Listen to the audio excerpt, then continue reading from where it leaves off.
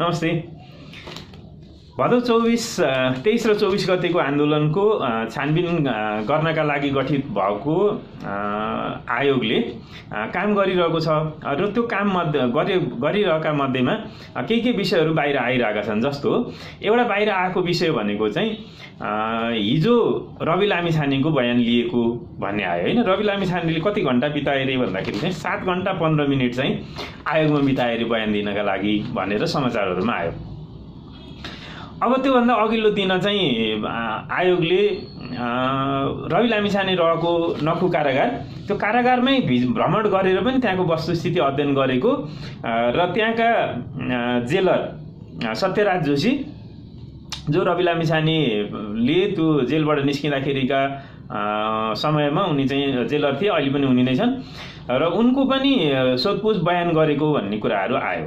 विषय मुख्य कुरा के हो भन्दाखेरि चाहिँ दुईटा विषय मुख्य छन्। एउटा के हो भने जब रवि लामिछाने त्यो होइन ठुलो भिडभाडका साथमा जुन तामझामका साथमा त्यहाँबाट निस्किए, त्यो निस्किसके पछाडि चाहिँ देशभरिका कारागारहरूमा एक खालको विद्रोह जस्तो सुरु भयो र त्यहाँबाट चाहिँ मानिसहरू निस्किए र यसको मुख्य कुरा चाहिँ त्यहाँबाट सुरु भयो भन्ने एउटा आरोप छ। अर्को आरोप भनेको चाहिँ अर्को आरोप र असाध्यै शङ्कास्पद विषय भनेको चाहिँ रवि लामिछानेका लागि भनेर त्यहाँ कारागार प्रशासनले दिएको भनेर सार्वजनिक भएको एउटा पत्र। त्यस्तो रवि लामिछाने बाहिर आइसकेपछि केही समय पछाडि उनको आलोचना सुरु भयो। आलोचना सुरु भइसकेपछि उनले एउटा चाहिँ पत्र सार्वजनिक गरे हैन, त्यो जेलबाट दिएको भनेर सार्वजनिक गरे। पत्र चाहिँ त्यही सामान्य छैन। त्यो पत्रको भाषा सामान्य थियो भने चाहिँ यो विषय यति पेचिलो बन्दैन थियो पनि होला, तर पत्रको भाषा सामान्य छैन। म तपाईँलाई पत्र पढ्दै सुनाउँछु है, पुरानो बुझ धेरैले बिर्सि पनि सक्नु होला।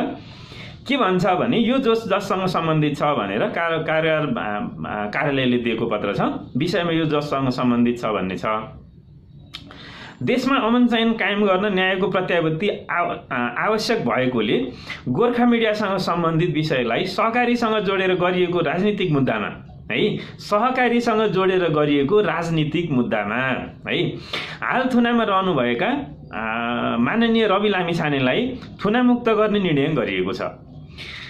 मुद्दा फिर्ता गर्ने कानुनी प्रक्रियामा समय लाग्ने भएको र सो अवधिमा थुनामा राखिराख्दा थप अन्याय हुन जाने तथा देशमा अमन चयन थप खलल पर्ने हुँदा निजलाई तत्काल थुनामुक्त गर्न निर्णयअनुसार जानकारी गराइन्छ। मुलुकमा व्याप्त परिस्थितिलाई मध्यनजर गर्दै माननीय लामिछाने रिहा हुन मन्जुर गर्नुभएको श्रीमान गृह सचिवज्यूको आदेश अनुसार ब्यौरा अनुरोध छ भनेर सत्यराज जोशी कारागार प्रशासक भनेर लेखा छ र यसले बोधार्थ पनि दियो। यो पत्रको बोधार्थ पनि दिएको छ। बोधार्थ कसलाई छ भन्दा काठमाडौँ जिल्ला अदालत, कारागार व्यवस्थापन विभाग, जिल्ला प्रहरी परिषद टेकु, सशस्त्र प्रहरी बल 21 नम्बर गण हेडक्वार्टर, प्रतिवादी सुरेन्द्र राई भनेर यतिलाई बोधार्थ समेत यो पत्रले दियो। यो पत्रको भाषा सुनिहाल्नु, असाध्यै संवेदनशील भाषा छ हैन, असाध्यै संवेदनशील भाषा छ। यो विषय कहाँबाट आयो भन्दाखेरि चाहिँ तत्काल उनीले पत्र देखाइसकेपछि मिडियाले केही दिन पछाडि चाहिँ त्यो कारागार प्रशासक यिनीहरूसँग चाहिँ सम्पर्क गर्यो, उनीहरूको भोइसहरू पनि लिँदाखेरि चाहिँ हामीले दिएकै छैन, यो फेक हो भन्ने खालको कुरा आएको थियो। फेक भइसकेपछि अब सरकारी कागजात कृत्यमा रवि लामिछानेलाई मुद्दा लाग्ने भयो भन्ने खालको हङ्गामा भयो। पछि अहिले बयान लिने क्रममा बाहिर आएको समाचार अनुसार चाहिँ के भएको छ भने मलाई चाहिँ गृह सचिव लगायत माथिल्ला होइन उच्च पदस्थहरूबाट दबाब आयो। मैले हेर्दै नहेरिकन एउटा पत्रमा सही चाहिँ गरेको छु। हुनसक्छ त्यो रवि लामिछानेको पत्र हुनसक्छ, एउटा ल्याएको थियो सही गर भन्ने मलाई दबाब दिए, मैले गरेँ भने उनले भन्ने एउटा बाहिर सार्वजनिक भएको छ। र त्यो अनुसार अर्को दिन चाहिँ रवि लामिछानेको बयान भएको छ। भनिसकेपछि यी जोशीको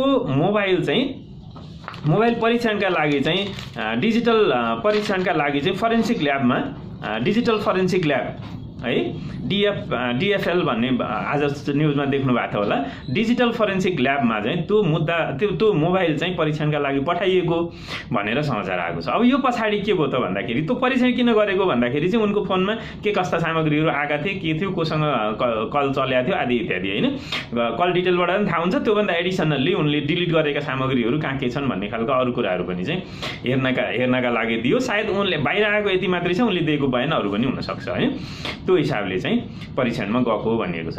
अब रवि लामिछानेले हिजो आएर चाहिँ आयोगको कार्यालय सिंहदरबारमा उनलाई ल्याइयो कारागारबाट रवि लामिछाने त अब त्यसको 28 गते 24 गते आए, उनी 28 गते फर्किहाले। आउँदाखेरि असाध्यै शानका साथ हिरोको शैलीमा आए र फर्किँदाखेरि 28 गते लुरुक्क फर्के हैन। त्यो त देखि नै हाल्यो। उनीहरू सुरुमा त कारागारले पठाएको भनेर जिकिर लिए, कारागारले तुरन्त सम्पर्कमा आउनु भनिसकेपछि उनी अरू मान्छेहरू फर्किसकेकै थिएनन्, धेरै अरू राजनीतिक मान्छेहरू पनि छन् केही जेलमा अब फौजदारी मुद्दामा परेका, उनी जस्तै उनीहरू फर्केका थिएनन्। रवि लामिछाने फर्किहाले हैन, शानका साथ फर्केका थिए, आएका थिए, लुरुक्क फर्के हैन।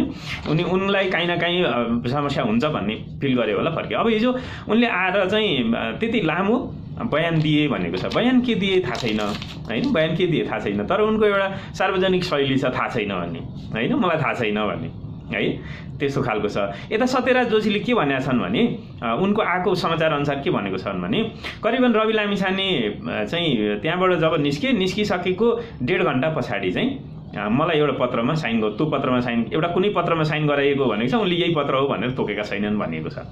अब रवि लामिछानेले के भनिसकेपछि त्यो तिमीबाट दिएको हो के हो मलाई थाहा छैन, तर कारागार प्रशासनले मलाई चाहिँ यहाँ सुरक्षा खतरा हुन्छ भनेर परिवारको र राष्ट्रपा कार्यालयको कार्यकर्ताको जिम्मा लगाएका भनिएका छन्। यो घटना यति सामान्य छैन। यो सामान्य किन छैन भन्दाखेरि केही राष्ट्रपाका कार्यकर्ताहरू 24 गतेको घटनामा त्यो आगजनीमा असाध्यै उत्साहित भएर चाहिँ सामाजिक सञ्जालहरूमा आफ्ना धारणाहरू प्रस्तुत गरिरहेका थिए। तीमध्येमा केही वकिलहरू पनि छन्। एकजना वकिलले अब रविलाई निकाल्नलाई राष्ट्रपाको ग्रुप चाहिँ नखु कारागार जाँदैछ भनेर उनले यति धेरै स्ट्याटसहरू लेखेका छन्। त्यो मध्येमा एकजना लेख्ने, एकजना उनका चाहिँ पहिले सल्लाहकार पनि भएर बसेका एकजना वकिल हुनुहुन्छ, उहाँ पनि हुनुहुन्थ्यो। उहाँका स्ट्याटसहरू केही छन्, मैले स्क्रिनसट पनि राखेको छु। यसरी भयो। अब शङ्का कहाँबाट आयो भन्दाखेरि चाहिँ रवि लामिछानेको पत्र यो खालको आउँछ, देशमा हैन एक खालको सङ्कट आयो, सुरक्षा सङ्कटै आयो। त्यो पछि चाहिँ कसका नामहरू चाहिँ प्रधानमन्त्रीका रूपमा आए, रविको पनि आयो हैन। अनुमान के पनि गर्यो भन्दाखेरि चाहिँ रवि लामिछानेलाई जेलबाट निकालेर चाहिँ उनलाई प्रधानमन्त्री पो बनाउने हुन् कि भन्ने एउटा अनुमानका कुराहरू पनि त्यति बेला आएका थिए। यो चिज यति गलत पनि हो कि होइन थाहा छैन।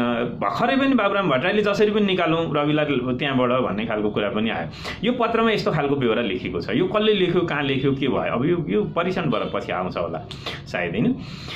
अब शङ्का चाहिँ कहाँबाट भयो भन्दाखेरि चाहिँ यो आन्दोलन नै कुन ब्याकग्राउन्डमा गरिएको थियो र राष्ट्रपाका कार्यकर्ताहरू किन यति धेरै उत्साहित भएका थिए र यो पत्र कसरी बन्यो र यसले चाहिँ अन्य भनौँ न कारागारका मान्छेहरू निस्किनलाई कति मद्दत गर्यो, के गर्यो भनेर आयोगले छानबिन गरिरहेको जस्तो मलाई लाग्छ हैन। मलाई लाग्छ रवि लामिछानेले अब थाहा छैन भन्ने बयानमा आयो हैन, थाहा छैन, मलाई थाहा छैन, मैले गरे होइन, केही होइन भनेर उनले चाहिँ सामान्य बयान दिए भनिएको छ। तर बाहिर आएको जति मात्रै यति सामान्य नहुन सक्छ, किनभने 7 घण्टा 15 मिनट भनेको धेरै लामो समय हो। सायद यति लामो समयको बयान अब अरू कमैसँग हुन्छ होला हैन, केही मान्छेहरूसँग त हुन्छ होला, महत्त्वपूर्ण मान्छेहरूसँग। त्यो महत्त्वपूर्णको लिस्टमा उनी परे हैन, उनी परे, किन कारागारबाट उनी मात्रै निस्केका होइनन्। जस्तो राजनीतिक मान्छेको कुरा गर्ने हो भने टोकबहादुर रायमाझी जो एमालेका उपाध्यक्ष पनि हुन्, उनी पनि एउटा फौजदारी मुद्दामा कारागारमै छन् र उनी हैन जसरी चुपचाप निस्के, चुपचाप फर्के, यतिकै सकिहाल्यो हैन। दीपक मनाङ्गीको त झन् अब चर्चाको कुरै भइहाल्यो, तपाईँहरूलाई थाहा छ हैन। त्यसो भए मुख्य चाहिँ उनी माथि भोलि लाग्न सक्ने चार्ज भनेको के हुन सक्छ भने उनी जब जुन तामझामका साथ त्यहाँबाट निकालियो उनलाई, र यसले गर्दाखेरि चाहिँ के हो एकदम तयारी थियो अथवा होइन भने पनि कारागारका बन्दीहरू भड्काएको भन्ने खालको ऊ चाहिँ लाग्न सक्छ। अब अर्को रहस्यमय कुरा यहाँ के छ भन्दाखेरि चाहिँ उनलाई लिनलाई राष्ट्रपा कार्यकर्ताहरू त्यहाँ पहिले नै गएका छन्। जस्तो हरि ढकाल माननीय सांसदै हुन्, उनीहरू राजीनामा दिने के गर्ने स्टन्ट त गरिसकेका थिए। मनिष झा उनी पनि त्यहाँ देखिन्छन् र रवि लामिछाने उनीहरूसँग बसेर तस्बिरहरू खिचाउँछन् र बाहिर रहेको भिडभाडलाई केही माथि बारदलीतिर बसेर तस्बिर खिचाउँछन् र सङ्केत पनि गर्छन्, अरू आगजनी गर भने जस्तो गरेर सङ्केत गर्छन् हैन। त्यो पनि भिडियो दृश्यहरूमा देखिएको छ। त्यसैले रवि लामिछानेको बयान चाहिँ एउटा ल्यान्डमार्क पनि हुनसक्छ। उनले कति सत्य बोले, के गरे, एउटा ल्यान्डमार्क हुनसक्छ। त्यो ल्यान्डमार्क किन भन्दाखेरि चाहिँ आन्दोलन कुन ब्याकग्राउन्डमा गरिएको थियो र राष्ट्रपा कार्यकर्ताहरू चाहिँ किन यति धेरै उत्साहित थिए भन्ने कुरा चाहिँ हुनसक्छ। अर्को पर्सनल लेभलको उनलाई लाग्ने चार्ज भनेको मैले भनिहालेँ, उनले चाहिँ उनका कारणले गर्दा कैदीहरू भड्किए भन्ने चार्ज उनलाई लगाउन सक्छ। धन्यवाद।